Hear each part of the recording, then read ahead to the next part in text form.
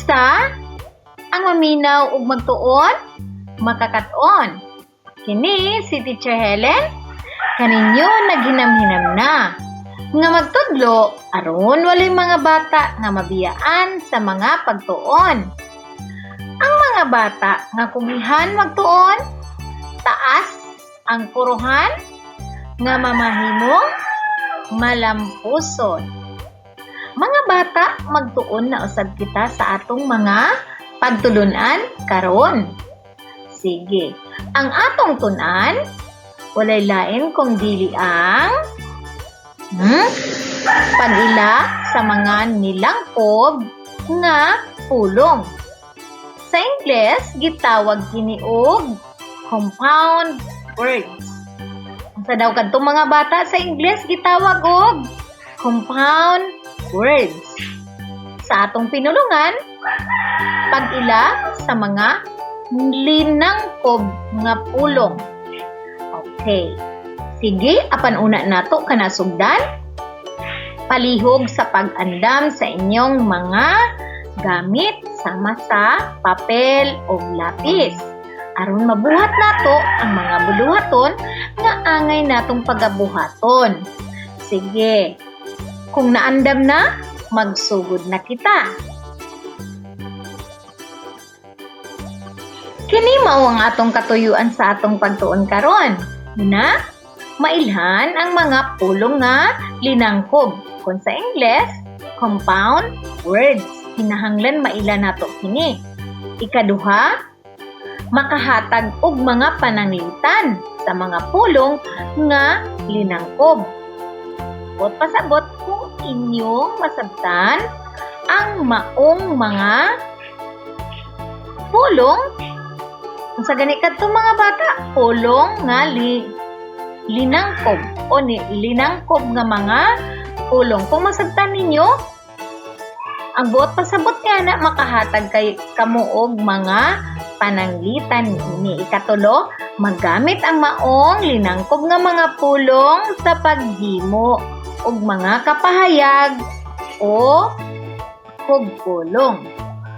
Sige, ato nang sugdan. Aron ato nang mailhan ang mga pulong nga linangkob.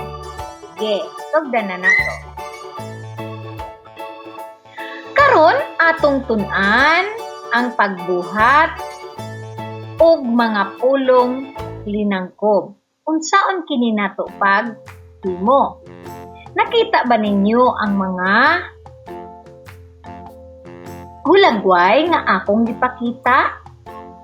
Nakita ba usab ninyo ang simbolo nga akong gibutang? O, nga atong nakita din ha? Okay. Nakakita kita og mga hulagway og simbolo. Simbolo kini nga atong dugangan o atong iponon ang duha ka mga pulong o ngalan sa mga hulagway nga atong nakitaan. Ang unang hulagway kay gitawag og puto. Nakakaon na ba kamo niini? Ang unang hulagway ang ngalan puto. Ang ikaduhang hulagway nga atong nakita usa kini kalanggam nga ginganlan og maya. Busa moingon kita nga puto dugangan og maya. Nagpasabot ang puto nga pulong atong isumpay sa pulong nga maya. Makahimo kita og pulong nga putumaya. Sa gani kadto mga bata, putumaya. Nakita ninyo ang ikatulo nga hulagway? Mao kana ang hulagway sa putumaya. Okay. So nakita nato sa atong gitun-an karon nga gikan sa duha ka mga pulong nahimong usa ug nakahimo kita og bag-o nga pulong nga dunay lahi nga kahulugan sa maong pulong.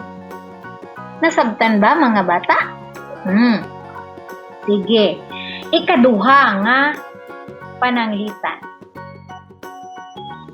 Ikaduha nga pananglitan. Nakita usab ninyo ang tulo ka mga hulagway. Ang unang hulagway, mao ang kamote. Ikaduhang hulagway, mao ang kahoy. Karon, ang ikatulong hulagway, mao kana ang kahulugan o ngalan sa pulong nga atong mahimo gikan sa duha ka pulong nga kamote o kahoy. Sige daw, atong buhaton o atong himuon. Ang kamote, dugangan o kahoy o isumpay ang maong mga pulong makahimo kita og kamoteng kahoy. Ang buot pasabot sa kamoting kahoy mao kana ang ikatulo nga hulagway. Ang ngalan ni ana kamoteng kahoy. Okay, sige. Sunod nga pananglitan. Atong tun-an. Nakita nato dinhi ang unang hulagway. Gitawag ka na og sakto, bukog. Ang ikaduhang hulagway, gitawag ka na og panit. Diba? Panit. Sige, ato nang sumpayon o ipunon ang duha ka mga pulong. Makabuhat kita og bukog, panit. Nakita ninyo ang tulo nga hulagway? Ang ikatulo nga hulagway, mao kana ang gitawag og bukog, panit. Kung atong sabton, kung moingon kitag bukog, panit, ang tao usa ka payat nga tao. So gikan sa duha ka pulong, nahimong usa nga dunay managlahi ang iyang kahulugan. Nasabtan ninyo mga bata? Okay. Busa mga bata sa atong nabuhat nga mga pulong sama sa utumaya, kamoting kahoy, sa pa, bukog panit, nagagikan kini sa duha ka mga pulong o gihimo natong usa ka pulong. Kay mangutan ako, unsa kaha ang tawag niini? Unsa kaha ang tawag sa duha ka pulong nga gihimong usa aron makahimo og bag-o nga pulong? Sige daw.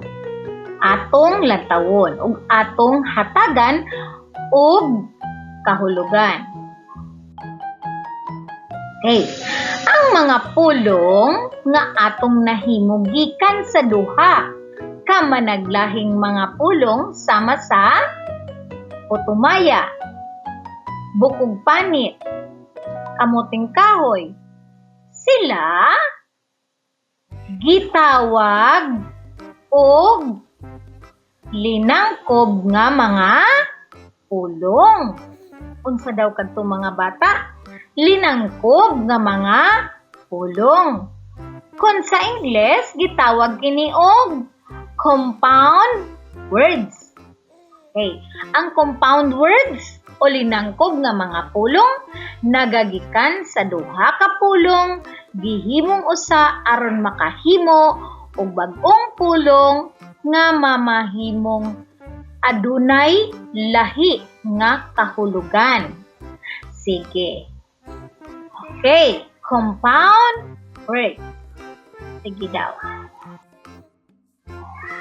Karon, ato na hatagan og kahulugan ang mga gitawag og linangkob nga mga pulong. Okay. Ang linangkob nga mga pulong sa Ingles gitawag kini og compound words. Compound words o linangkob nga mga pulong ang tawag sa duha ka pulong nga giuban o gisumpay aron makaporma og bag-ong pulong nga adunay bag-ong kahulugan. Timan mga bata, ang compound words o linangkob nga mga pulong ang tawag sa duha ka mga pulong nga uban o gisumpay aron makaporma og bag-ong mga pulong o bag-ong pulong nga adunay bag-ong kahulugan. Nasabtan ba nato ang mga pulong nga linangkob? Sige, atong sulayan. Okay. Lingini ang linangkob nga pulong nga anaa sa og pulong. Una, nikaon mi og kamoteng kahoy. Nikaon mi og kamoteng kahoy. Ikaduha, nagbitbit og putumaya si Nene. Nagbitbit og putumaya si Nene. Hain ba ang mga linangkob nga pulong nga anaa dinha? Ikatulo, dawat limpyo na ang akong sweldo. Ikaupat, silhiglanot akong gisilhig. Ikalima, nakakita ko og bukog panit nga bata. Dingini ang mga linangkob nga mga pulong. Okay, sunod nga buluhaton. Sunod nga buluhaton. Lingini ang letra sa saktong kahulugan sa compound word nga anaa sa matag numero. Una, bukog panit. Unsa man ang kahulugan sa compound word nga bukog panit? A, payat o niwang. B, tambok. C, hugaw. Ikaduha, silhig tukog. Unsa man ang kahulugan sa pulong nga silhig tukog? A, gamit panlimpyo sa balay. B, gamit panlimpyo sa lawas. C, gamit panlimpyo sa hayop.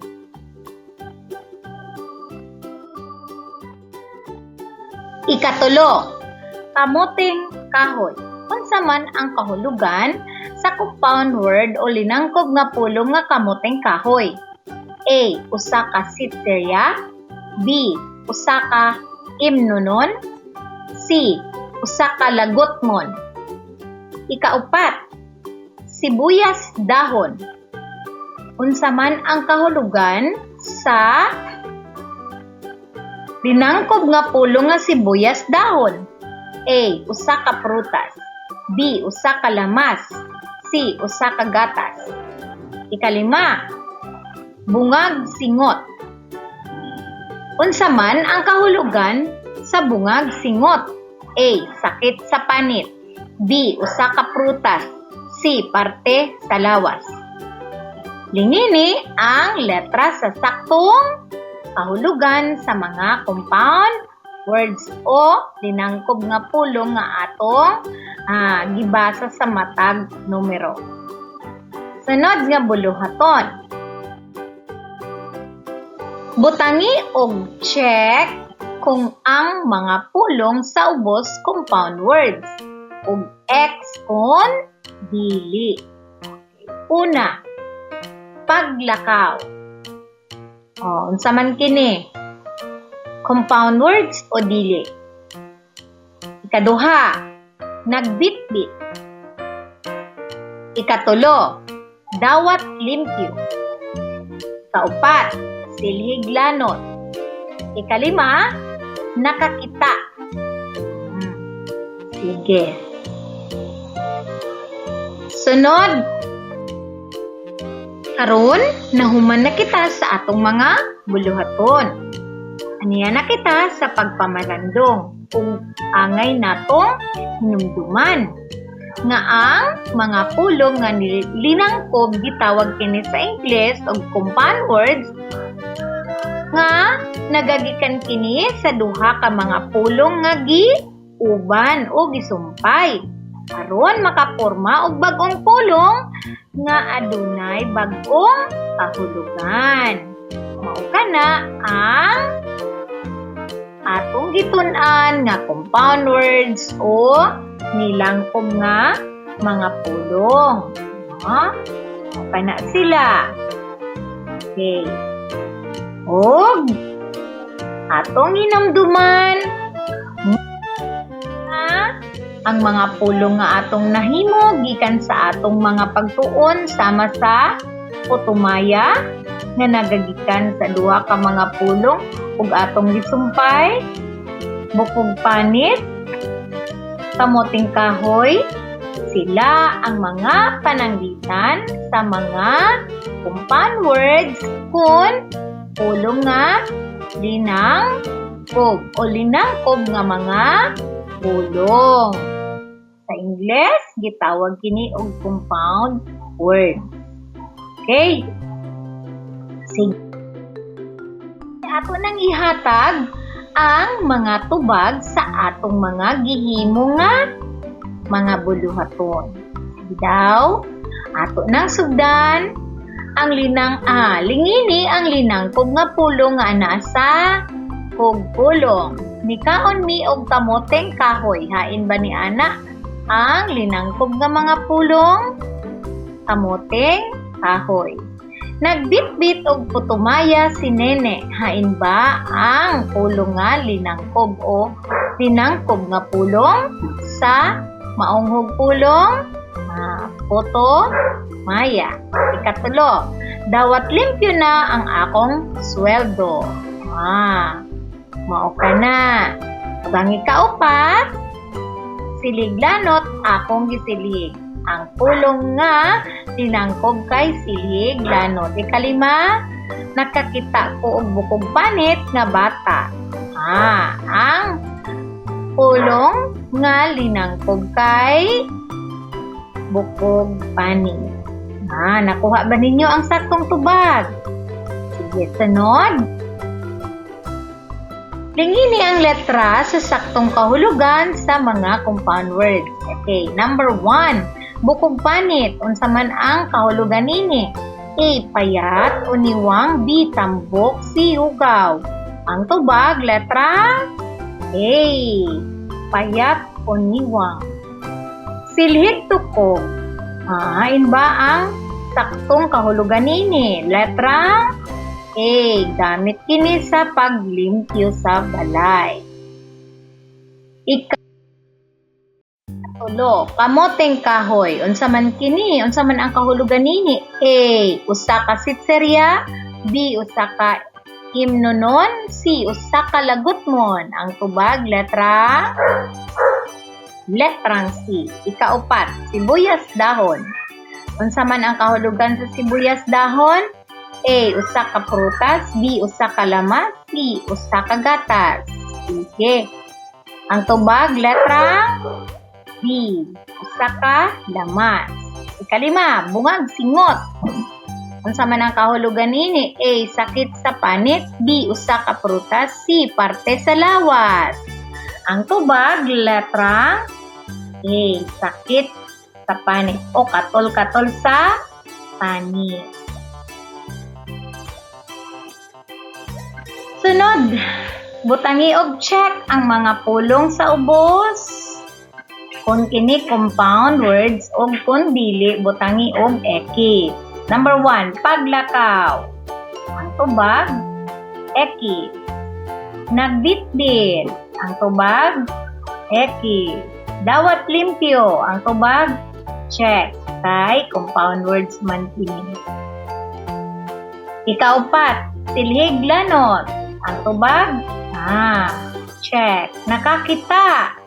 Tubag, X. Ang timan-an lang nato mga bata nga kung ang pulong adunay, bilangkuban kinig duha ka pulong nga gisumpay, mao kana ang compound words o pulong nga linangkob. Ayaw niyo kalimti. Okay. Sige, sa atong mga gitun-an nang hinaot ko nganduna kamoy nakatunan. Okay. Hinaot nga nakakaton kamo sa atong pagtudun-an karon nga mao ang pulong nga linangkob nga nagagikan sa duha ka pulong ug gisumpay aron makahimo og bag-ong pulong nga dunay bag-ong kahulugan. Sige, hangtod sa sunod nato nga video aron inyong makatunan, daghan pa kamog makatunan mga bata sa atong mga pagtulun-an dinhi. Musa ayaw kamo pag puol sa pagtan-aw sa atong mga educational videos. Sige, mao lang kadto. Bye-bye mga bata. Amping kamo.